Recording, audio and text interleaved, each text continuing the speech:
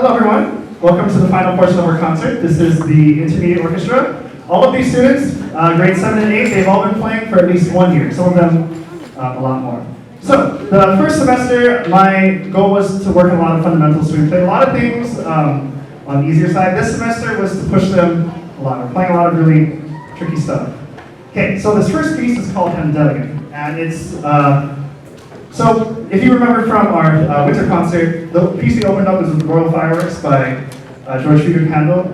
It's really important for orchestra students to play stuff from the Baroque era. Baroque era is like 1700s, late 1600s. That's when our instruments were invented, and a lot of our fundamentals come from that, so it's really important that they play stuff from that. Unfortunately, back then, if you played any like standard rep from that time, all the violins have like all this cool stuff, and then the poor violas and cellos just kind of do dun, dun, dun for like the whole time. So, I picked a modern piece written by Shirl Atwell, like in the early 2000s, that has a lot of Baroque elements, but is a lot more diplomatic. You'll see a lot of interchanging parts between all of them. And actually, before we start, I don't know if I talked about it at the concert, how our orchestra sometimes looks a little bit different from a lot of other orchestras in Hawaii. Not necessarily the world, it's just Hawaii, since they all do the same formation, in which they have violin 1, violin 2, viola, and then cello, and then bass.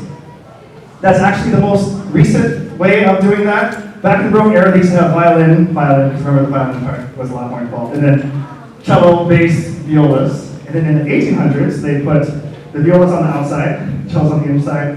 And it wasn't until the 1900s when the conductor of the New York Philharmonic did that other one. But a lot of orchestras, especially on the mainland in Europe, take the 1800s version of having the violas on the outside and the cellos on the inside.